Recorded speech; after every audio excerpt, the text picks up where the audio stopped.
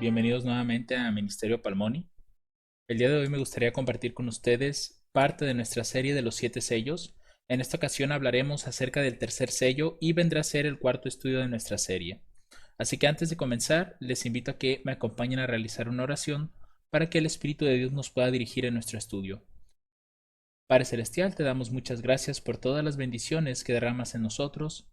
Te pedimos, Padre Santo, que por favor puedas dirigirnos en este estudio, puedas guiarnos a toda verdad, puedas darnos entendimiento y sabiduría sobre estos temas tan importantes, Señor, pues cada uno de estos cumplimientos nos está mostrando el camino hacia tu pronta venida. Te agradecemos mucho por esta oportunidad que nos das en este tu santo día. Te agradecemos todo esto en el nombre y en los méritos de nuestro Señor Jesucristo. Amén. Muy bien, el pasaje que vamos a leer para nuestro estudio se encuentra en Apocalipsis capítulo 6, los versos 5 y 6. Esos versículos abarcan únicamente el tercer sello, y estos pasajes dicen lo siguiente: y cuando abrió el tercer sello, oí al tercer ser viviente que decía: ven y mira. Y miré, y aquí un caballo negro, y el que estaba sentado sobre él tenía una balanza en su mano. Y oí una voz en medio de los 4 seres vivientes que decía: una medida de trigo por un denario, y 3 medidas de cebada por un denario, y no hagáis daño al vino ni al aceite. Así es como está compuesto nuestro tercer sello. ¿Y qué simbolizará todo esto? ¿En qué parte de la historia nosotros podemos ubicar este sello? ¿Cuándo se abre y cuándo termina? Para ello vamos a comenzar con lo sencillo, lo que nos dice el verso 5 primeramente: el tercer ser viviente. Recuerden que lo que hemos estado comentando con los primeros 2 sellos es que aparece un ser viviente con cada uno de ellos, y precisamente es el mismo orden en el que están apareciendo en Apocalipsis capítulo 4, verso 7. Recuerden que el primer ser viviente era semejante a un león, y es precisamente ese ser viviente el que le hace la invitación en el primer sello a Juan. El segundo ser viviente era el becerro, y nuestro tercer ser viviente, que es el que hace la invitación a mirar, tenía la cara como de hombre. Esto es sumamente importante porque hemos visto que la apariencia de cada uno de los seres vivientes hace una pequeña alusión a los sucesos que están ocurriendo bajo ese sello. En este caso, si notan, estamos cambiando la apariencia. Ya no es un animal. Ahora es alguien con cara de hombre. Es decir, tiene una apariencia humana. Ahora bien, recuerden ese dato porque más adelante lo vamos a mencionar. La siguiente parte del verso 5 nos dice que cuando se le hizo la invitación a Juan de ver lo que iba a ocurrir cuando se abre el tercer sello, dice aquí que miró un caballo negro. Es decir, ya ahora estamos viendo una apariencia completamente diferente al caballo rojo. Y si quisiéramos verlo de esta manera, es el opuesto al primer sello. ¿Por qué? Porque el primer sello, recuerden que era un caballo blanco. Dice, y el que estaba sentado sobre él tenía una balanza en su mano. Esta sería una representación de ese caballo negro y de su jinete. Si notan, aquí mismo se puede ver esa balanza. Y lo que les había mencionado hace un momento es que el color realmente nos hace ver que algo le sucedió al Evangelio. Recuerden que el segundo sello nos mostraba un Evangelio que ya estaba cambiando un poco, porque ahora de ser blanco pasa a rojo, y nuestro primer sello nos mostraba un Evangelio lleno de pureza, de santidad. Entonces vemos que conforme avanzó el tiempo, ese Evangelio de ser puro, de ser limpio, cambió. No tanto en el segundo sello, pero sí ya comenzó a tener esos pequeños cambios. Pero cuando llegamos al tercer sello, noten que ese evangelio ya no es el mismo que el inicio. Ya es un evangelio adulterado, un evangelio que fue cambiado. Y de hecho, ustedes mismos saben que nosotros el segundo sello lo hemos concluido en el año 538. Por tanto, este tercer sello tiene que iniciar precisamente ese año y correspondería con el tiempo de Tiatira. ¿Y qué ocurrió en Tiatira? Bueno, Apocalipsis 3, versos 20 y 21, y aquí nos vamos a saltar hasta el verso 24, nos muestran que encaja perfectamente con la condición de la iglesia pero sobre todo con el Evangelio mismo. Dice, pero tengo unas pocas cosas contra ti, se le está diciendo a Tiatira, porque permites a esa mujer Jezabel. Noten la persona que estaba en ese momento en Tiatira. Era Jezabel y nosotros ya hemos visto en la escritura esa historia.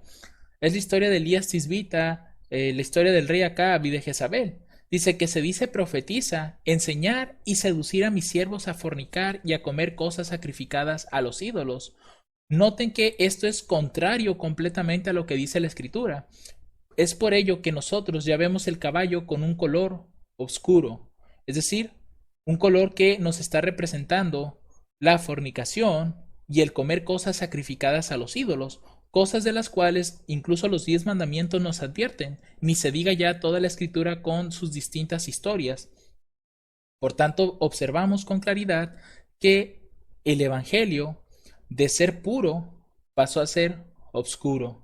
Un Evangelio, como dice aquí, de fornicación, de cosas sacrificadas a los ídolos. Dice, y le he dado tiempo para que se arrepienta de su fornicación y no se ha arrepentido. Ahora el verso 24 nos muestra con claridad por qué razón este evangelio se volvió de este color.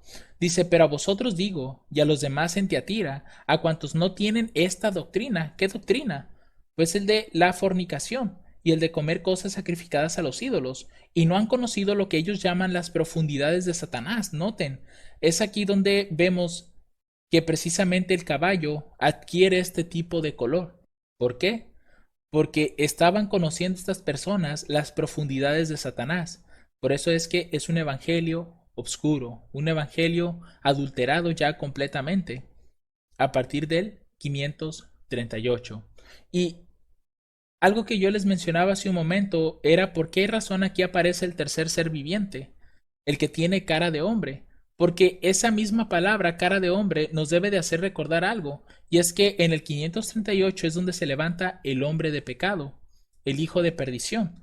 De eso nos advertía Pablo ya en 2 de Tesalonicenses capítulo 2 versos 3 al 4. Dice, nadie os engañe en ninguna manera, porque no vendrá sin que antes venga la apostasía y sea revelado el hombre de pecado, el hijo de perdición, el cual se opone y se exalta contra todo lo que se llama Dios o es adorado, tanto que como Dios se siente en el templo de Dios haciéndose pasar por Dios. Y es aquí donde también hacemos la conexión con Daniel capítulo 7 versos del 7 al 8. Dice, después de esto miraba yo en las visiones de la noche, y aquí la cuarta bestia espantosa y terrible y en gran manera fuerte, la cual tenía unos dientes grandes de hierro, devoraba y desmenuzaba, y las obras hollaba con sus pies, y era muy diferente a todas las bestias que habían sido antes de ella, y tenía 10 cuernos, y mientras yo contemplaba los cuernos, he aquí que otro cuerno pequeño subía entre ellos, y delante de él fueron arrancados 3 cuernos de los primeros, y aquí en este cuerno, noten, en el cuerno pequeño, había ojos como ojos de hombre y una boca que hablaba grandezas. Es por eso que aquí aparece ese tercer ser viviente, con apariencia de hombre, porque nos hace recordar que precisamente en esta historia se levantaría ese hombre de pecado, ese cuerno pequeño. Y mucho ojo con esto, no estoy diciendo que el tercer ser viviente está representando en este caso a esa persona, todo lo contrario. Estoy mencionando que realmente los seres vivientes que están apareciendo aquí de alguna forma están haciendo alusión a los sucesos que están ocurriendo ahí adentro. Y con claridad podemos ver que este también representaría este jinete al hombre de pecado, porque el primer jinete con el primer caballo representan a Cristo y a su evangelio, pero este caballo está representando al anticristo y a su caballo, a su evangelio, que sabemos que es un evangelio que enseña a fornicar y a comer cosas sacrificadas a los ídolos, y que se hace pasar por Dios mismo, se cree Dios. Y acá vemos que es alguien que tiene ojos como de hombres y una boca que hablaba grandezas. ¿Por qué? Porque se le dio el poder de cambiar los tiempos y la ley. Así que es más que evidente el hecho de que nosotros estamos viendo realmente el contraste entre Cristo y el papado, el evangelio verdadero de Cristo y el evangelio que estaba profesando el papado. Ahora, ¿a qué hace referencia esa balanza? Recuerden que nosotros ya en el segundo sello habíamos visto que realmente la potestad que tiene todo ser humano en cualquier rango en el que esté, sea desde presidente o hasta el más bajo, no importa, pero toda potestad que está en la tierra, Dios es el que la permite. Vimos eso en el segundo sello, porque ahí se le da la espada grande y se le da potestad para que se maten unos a otros, ¿cierto? Y aquí vamos a ver algo similar, solo que no se está diciendo directamente, sino de una forma indirecta. Miré, y aquí un caballo negro, y el que estaba sentado sobre él tenía una balanza en su mano. Es decir, a esta persona se le está dando esa balanza. Y bíblicamente, ¿qué representan las balanzas? Si nosotros vamos, por ejemplo, a Levíticos capítulo 19, versos 35 y 36, nos va a decir lo siguiente. Dice, no hagáis injusticia en juicio, en medida de tierra, en peso, ni en otra medida. Balanzas justas, pesas justas, efa justo e injusto tendréis. Yo Jehová vuestro Dios, que os saqué de la tierra de Egipto. Noten que el uso que se le está dando en este caso a las balanzas es el de hacer una medición, el de pesar, pero que todo sea de una forma justa. Si vamos, por ejemplo, a Proverbios capítulo 20, verso 23, vamos a encontrar que Dios aborrece a aquellos que tienen balanza falsa. Dice, abominación son a Jehová las pesas falsas, y la balanza falsa no es buena. De igual forma, en Isaías capítulo 40, verso 12, encontramos algo similar, pero referente a Dios. Dice, ¿quién midió las aguas con el hueco de su mano? Y midió los cielos con su palmo. O con 3 dedos juntó el polvo de la tierra, y pesó los montes con balanza, y con pesas los collados. Lo que quiero que noten con esto es que realmente la balanza tiene un uso similar al de la medición, el de pesar las cosas. Es decir, es una potestad que se le está dando en este caso a este hombre, pero que como en todo lo que Dios da potestad, recuerden que ya depende de la persona el uso que le vaya a dar. Si un uso justo o un uso injusto. Por eso es que aquí Dios recalca, ¿no? Abominación son a Jehová las pesas falsas. La balanza falsa no es buena. Hablando de este tipo de objetos, la balanza es para dar las cosas de forma justa, pero a aquellos que adulteran esas pesas para hacer una medición, esa medición obviamente será falsa, es decir, se va a abusar de la otra persona. Ahora, teniendo esto en mente, vamos a ver que realmente esa balanza que se le está otorgando a ese jinete es una potestad que Dios le está dando. Sin embargo, Dios le está dando límites. Apocalipsis 6:6, que es el segundo verso que forma parte de este tercer sello, nos dice, y oí una voz en medio de los 4 seres vivientes que decía, ¿quién es esa voz que viene de en medio de los 4 seres vivientes? Si volvemos al capítulo 5, verso 6, veremos que es Cristo. Dice, miré, y aquí en medio del trono y de los 4 seres vivientes y en medio de los ancianos estaba en pie un cordero como inmolado. Ese cordero inmolado sabemos que es Cristo, que tenía 7 cuernos y 7 ojos, que son los 7 espíritus de Dios enviados a toda la tierra. De manera que es cierto, Dios da la potestad, pero Dios también va a poner los límites, va a colocar restricciones. ¿Y cuál es la potestad que está dando y cuál es la restricción que está dando? Dice, una medida de trigo por un denario y 3 medidas de cebada por un denario. Esa es la potestad que Dios le está otorgando, en este caso al jinete. Pero le está dando un límite. No hagas daño al vino ni al aceite. Así que tenemos el trigo, la cebada, el vino y el aceite, ¿cierto? Ahora, esa parte que menciona de no hacer daño nos debería de recordar a una historia bastante conocida por todos, que es la del libro de Job, capítulo 2, versos 5 y 6. Esta versión es la nueva versión internacional porque de alguna forma representa bien lo que se quiere ejemplificar aquí en Apocalipsis 6:6. Dice, pero extiende la mano y hiérelo. Aquí está hablando Satanás referente a Job. Dice, a ver si no te maldice en tu propia cara. El verso 6, aquí Dios le dice, ok, dijo el Señor a Satanás, Job está en tus manos. Es decir, Dios le está dando potestad al adversario de que tome a Job, pero le va a poner un límite. Eso sí, respeta su vida. Es decir, hay de ti si atentas contra su vida, que lo llegues a matar. Hazle lo que quieras, pero no lo mates. Lo mismo pasa aquí. Dios está dando la potestad de que se dé la medida de trigo por un denario y 3 medidas de cebada por un denario. Dios lo está permitiendo. Sin embargo, está poniendo un límite. No hagas daño al vino y al aceite. Y esto mismo es algo que Dios ya venía hablando desde tiempo atrás. Por ejemplo, en el libro de Ezequiel capítulo 4 versos 16 al 17 encontramos una situación bastante similar. Dice, me dijo luego, hijo de hombre, he aquí quebrantaré la provisión de pan en Jerusalén, y comerán el pan por peso y con angustia, y beberán el agua por medida y con espanto, porque les faltará el pan y el agua, que se espantarán los unos con los otros y se consumirán por su maldad. Esto pues realmente lo vimos de una forma bastante literal en el tiempo de ellos, donde realmente se estaba acabando el alimento físico, porque vamos a ver que esto de aquí se refiere más a un alimento espiritual y no tanto a un alimento físico, aunque de cierta manera también habían ciertas restricciones en cuanto a la alimentación, pero esto tiene que ver más con algo espiritual.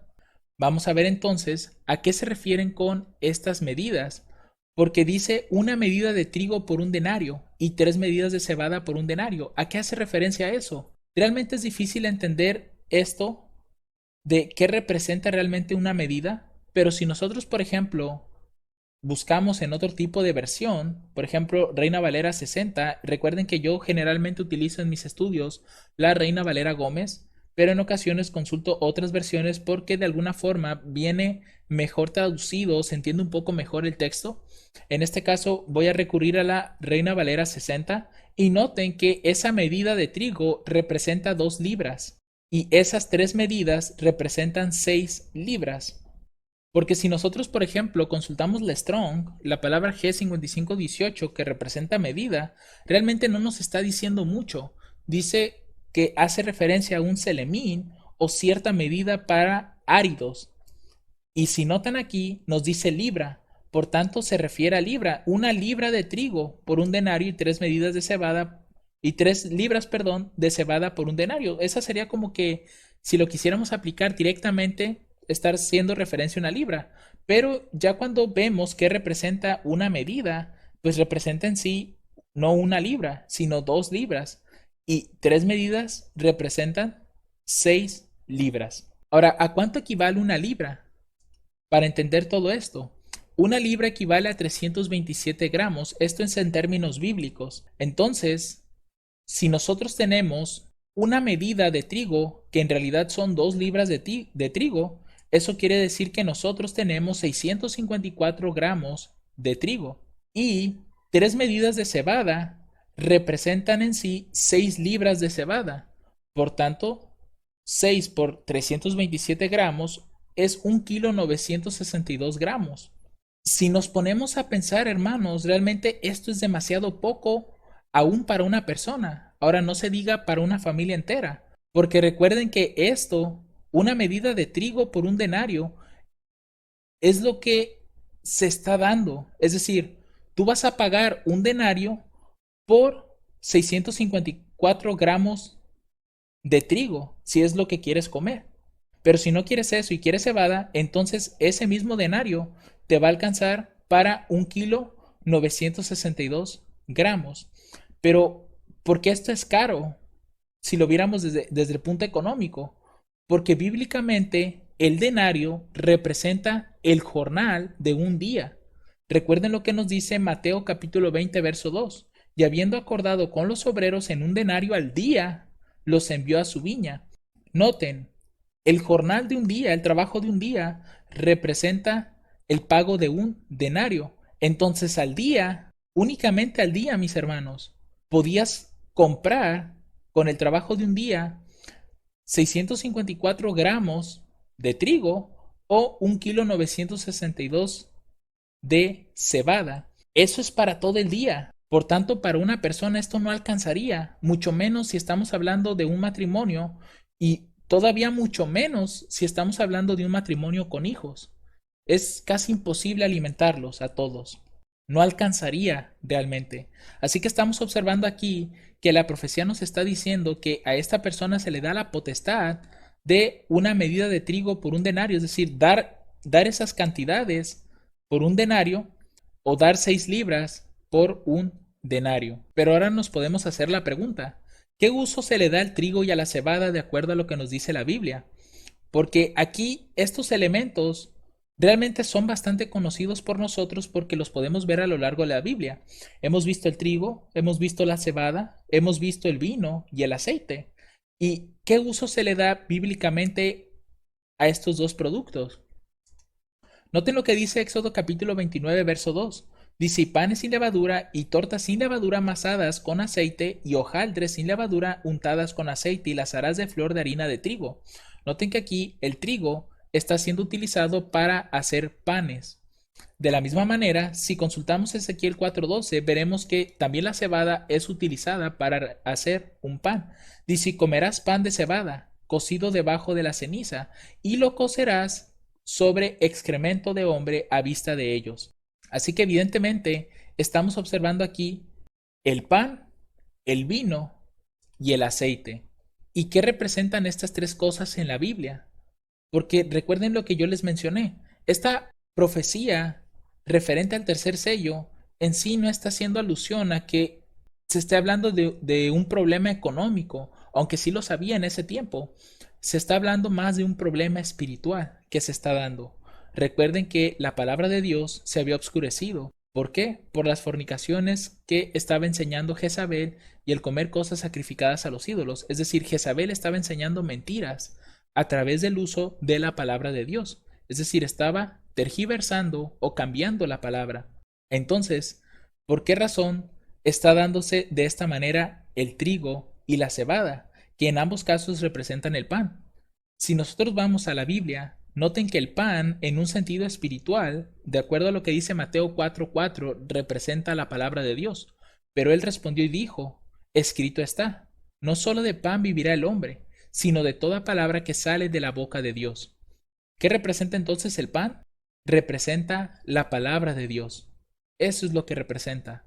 Por tanto, podemos asumir que en un sentido espiritual, lo que estaba sucediendo bajo el tercer sello es que la palabra de Dios sería algo difícil de conseguir, casi imposible. Únicamente unos cuantos gramos o migajas era lo que se iba a lograr conseguir en aquellos días. Ahora, si hablamos del vino, bíblicamente el vino representa la sangre de Cristo. Mateo capítulo 26 versos 27 al 28. Dice, y tomando la copa, habiendo dado gracias, les dio diciendo, bebed de ella todos, porque esto es mi sangre del Nuevo Testamento, la cual es derramada por muchos para remisión de pecados.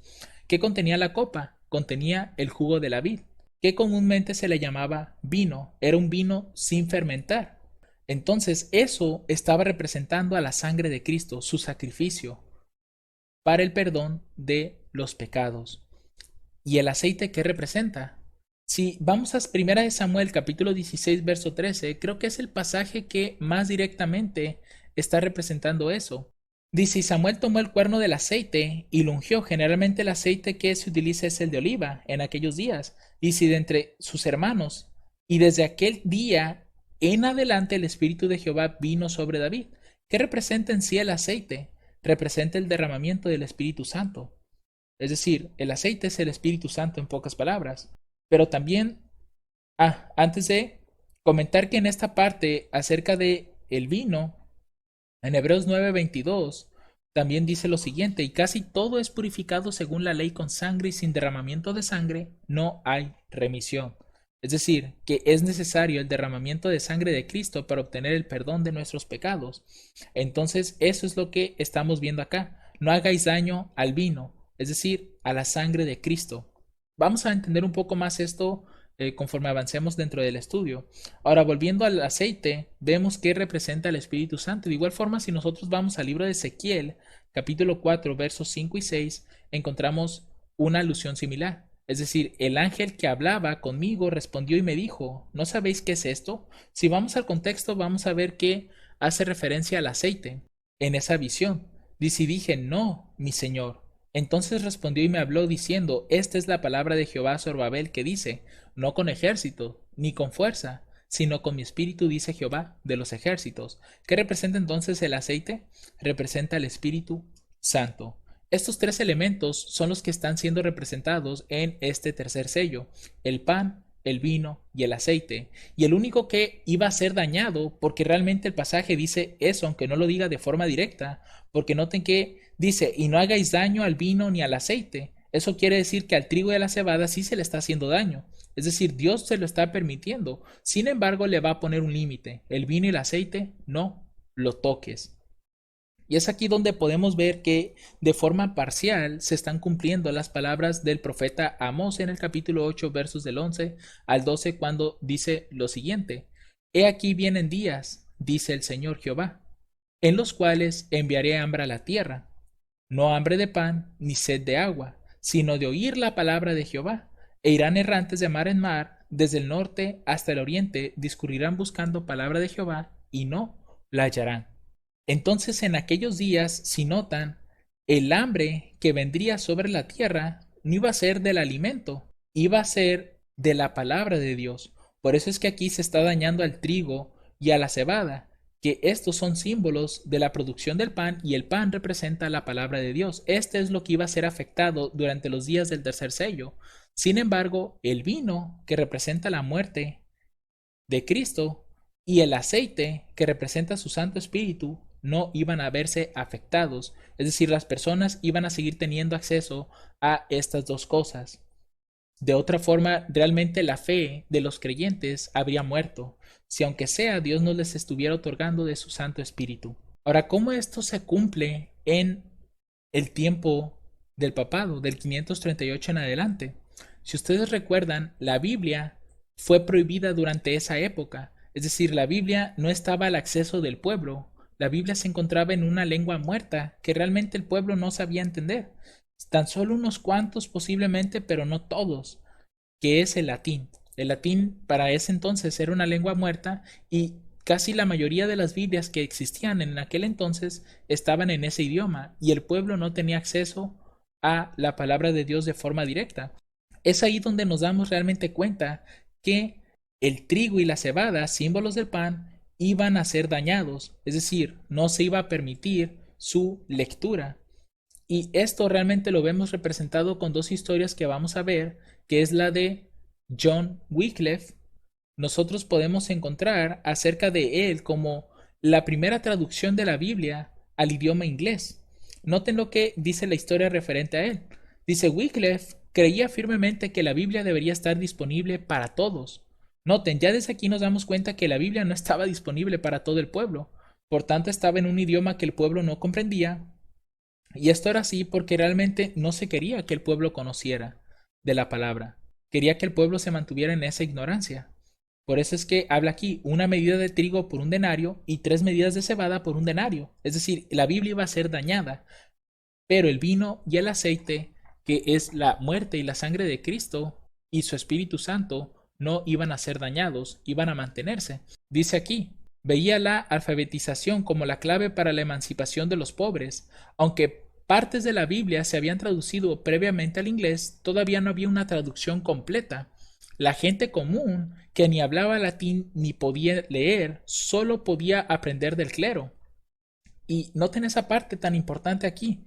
Sí había traducciones de la Biblia, pero solo de algunas partes. Es aquí donde vemos precisamente que se estaban dando las cosas por medida, un poquito solamente. Unos cuantos gramos de la escritura son los que habían sido traducidos. Es ahí donde se ve afectado precisamente el trigo y la cebada, que son símbolos de la palabra de Dios.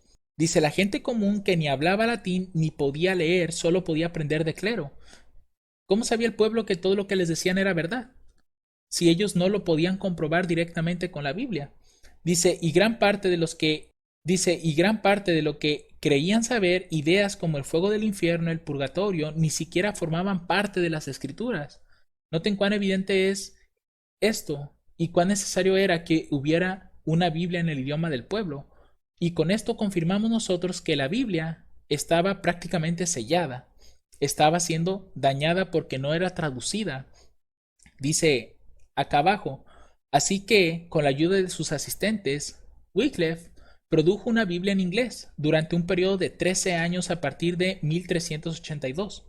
Era inevitable que esto produjera una reacción violenta en 1391.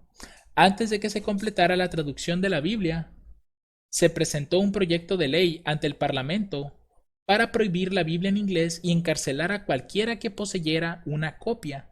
Noten qué interesante está esta parte. Hubo una prohibición de leer las Biblias en inglés y se estaba condenando, noten aquí, a las personas que poseyeran una copia traducida. ¿Ven cómo se cumple realmente esa parte del daño que se le iba a hacer al trigo y a la cebada, prohibiendo la palabra de Dios? Dice, el proyecto de ley no fue aprobado. John de Gaunt se encargó de eso en el Parlamento, pero la Iglesia reanudó su persecución contra Wycliffe, a pesar de que había muerto hacía 7 años en 1384. Sin otras alternativas, lo mejor que podían hacer era quemar sus huesos en 1427, así fuera solo para asegurarse de que su lugar de descanso no fuera venerado. El arzobispo de Canterbury explicó que Wycliffe había sido ese desgraciado pestilente de condenable memoria, sí, el precursor y discípulo del anticristo, que como complemento de su maldad inventó una nueva traducción de las escrituras a su lengua materna. Noten la forma en la que este arzobispo se estaba refiriendo a la labor que realizó Wycliffe de darle al pueblo la Biblia en su idioma.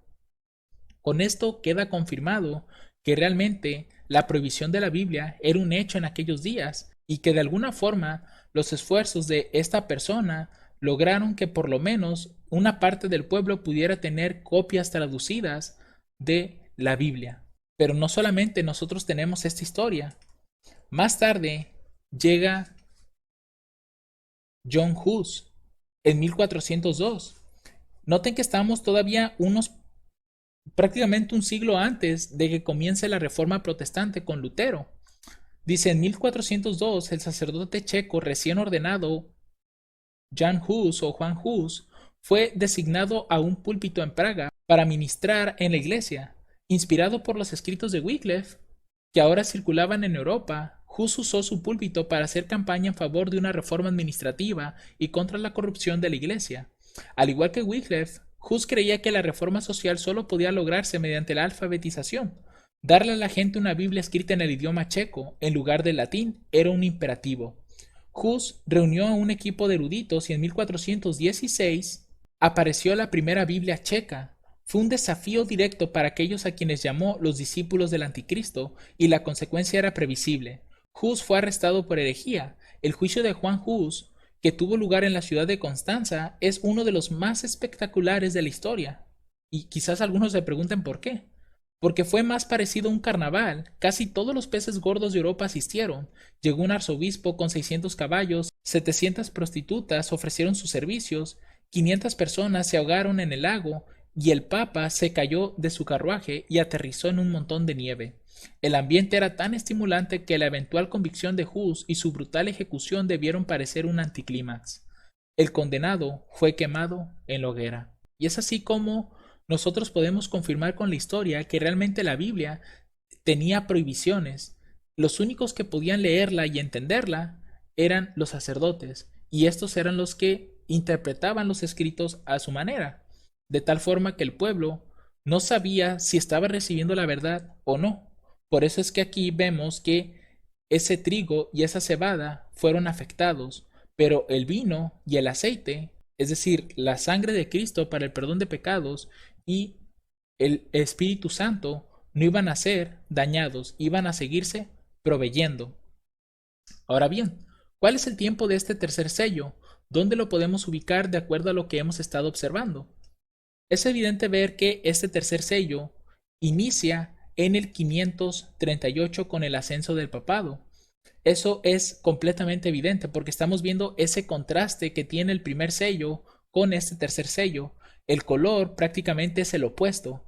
Si el jinete es Cristo, como les mencionaba, y el caballo es su evangelio, su pureza, su santidad, eso quiere decir que este caballo negro representa al anticristo, todo lo contrario a Cristo. Y obviamente el caballo representaría el evangelio de ese jinete, que es un evangelio que enseña fornicación, comer cosas sacrificadas a los ídolos, conocer las profundidades de Satanás. Ya eso lo podemos ver con la iglesia de Tiatira. Además, el hecho de que aparezca aquí el tercer ser viviente con cara de hombre nos hace recordar claramente al hombre de pecado, al hijo de perdición, que realmente este es el anticristo.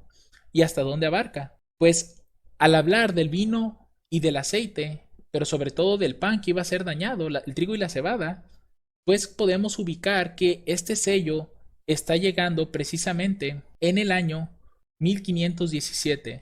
Es aquí donde nosotros pudiéramos decir que este sello termina su propósito de alguna manera, porque entraría el otro caballo, que si ustedes ya le dieron una leída al capítulo de los sellos, van a notar que el siguiente caballo nuevamente cambia su aspecto. Sigue teniendo a un personaje bastante peculiar que no representa a Cristo, pero el caballo por lo menos vemos que ya cambia de color, ya no es el mismo color negro, es decir, comienza a volverse amarillo, o en otras versiones dice pálido, dando a entender que el Evangelio estaba nuevamente purificándose de alguna manera. Y eso lo podemos ver en el 1517 con la reforma que comienza Lutero, cuando pega las 95 tesis.